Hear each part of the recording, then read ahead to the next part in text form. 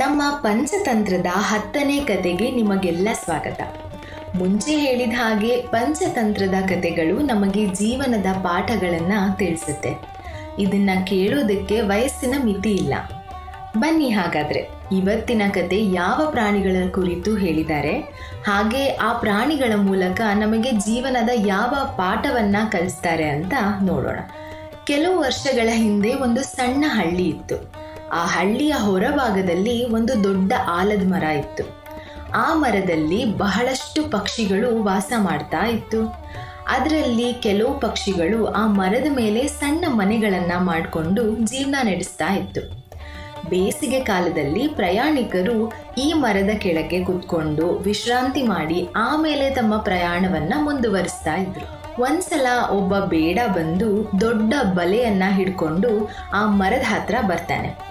ಮರದ ಕೆಳಗೆ ಆ ಬಲೆಯನ್ನ ಅಗಲವಾಗಿ ಹರಡಿ ಅದರ ಒಳಗೆ ಕಾಳುಗಳನ್ನ ಚೆಲ್ತಾನೆ. ಬೇಡ ಹಾಕಿದ ಬಲೆಯನ್ನ ಆ ಮರದ ಮೇಲೆ ಇದ್ದ ಒಂದು ಕಾಗೆ ನೋಡ್ತು. ಅದು ಮುಂದೆ ಆಗೋ ತೊಂದರೆಯನ್ನ ಯೋಚನೆ ಮಾಡಿಕೊಂಡು ತನ್ನ ಗೆಳೆಯರಿಗೆ ಆ ಕಾಳುಗಳನ್ನ ಯಾರು ತಿನ್ಬೇಡಿ ಅಂತ ಹೇಳ್ತು. ಆದರೆ ಅದೇ ಸಮಯಕ್ಕೆ ಪಾರಿವಾಳಗಳ ಗುಂಪೊಂದು ಆ ಮರದ ಕಡೆಗೆ ಹಾರಿ ಬಂತು.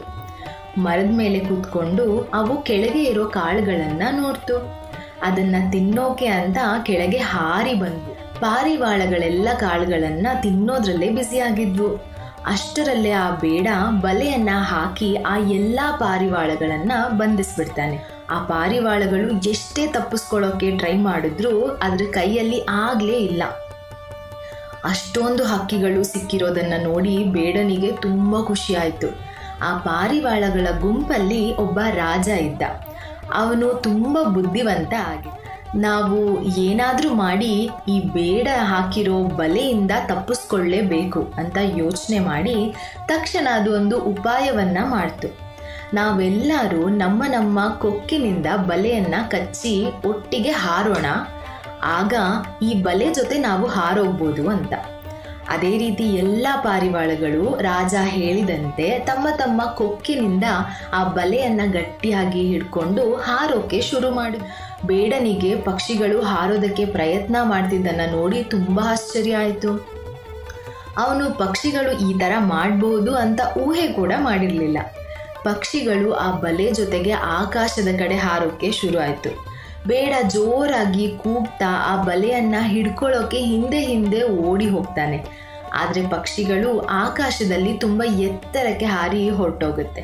ಆಕಾಶದಲ್ಲಿ ಹಾರಿ ಹೋಗುವಾಗ ಪಾರಿವಾಳಗಳ ರಾಜ, ಸದ್ಯ ನಾವು ಈಗ ಹೇಗೋ ಈ ಬೇಡನಿಂದ ತಪ್ಪಿಸ್ಕೊಂಡು ಬಂದಿದ್ದೀವಿ, ಈಗ ಈ ಬಲೆಯಿಂದ ಬಿಡಿಸ್ಕೋಬೇಕು ಅಷ್ಟೆ ಅಂತ ಹೇಳಿ ಇಲ್ಲೇ ಹತ್ರ ಇರೋ ಒಂದು ಬೆಟ್ಟದಲ್ಲಿ ನನ್ನ ಗೆಳೆಯ ಇಲಿ ಇದ್ದಾನೆ, ಅವನ ಹತ್ರ ಹೋಗಿ ಈ ಬಲೆಯಿಂದ ಆಚೆ ಬರೋಣ ಅಂತ ಹೇಳಿ ಎಲ್ಲ ಪಾರಿವಾಳಗಳು ಬೆಟ್ಟದ ಕಡೆಗೆ ಹಾರಿ ಹೋಗುತ್ತೆ.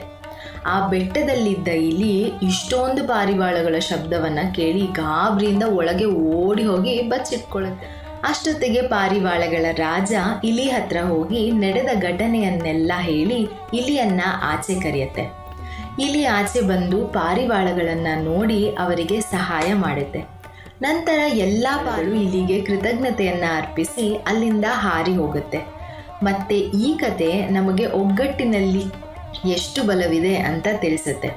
ನಾವು ಎಷ್ಟೇ ಸಂಕಷ್ಟದಲ್ಲಿ ಸಿಕ್ಕಾಕೊಂಡಿದ್ರೂ ನಮ್ಮಲ್ಲಿ ಒಗ್ಗಟ್ಟು ಇದ್ರೆ ಅದು ಏನೇ ಕಷ್ಟ ಬಂದರೂ ಅದನ್ನು ಸುಲಭವಾಗಿ ನಿಭಾಯಿಸಬಹುದು.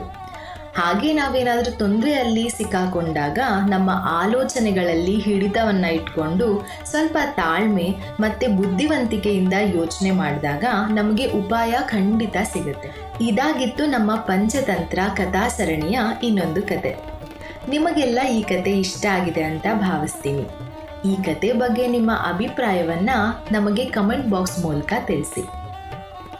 ಹಾಗೆ ಇನ್ನೂ ಹೆಚ್ಚು ಕತೆಗಳನ್ನು ಕೇಳೋದಕ್ಕೆ ನಮ್ಮ ಚಾನೆಲ್ಗೆ ಸಬ್ಸ್ಕ್ರೈಬ್ ಆಗಿ.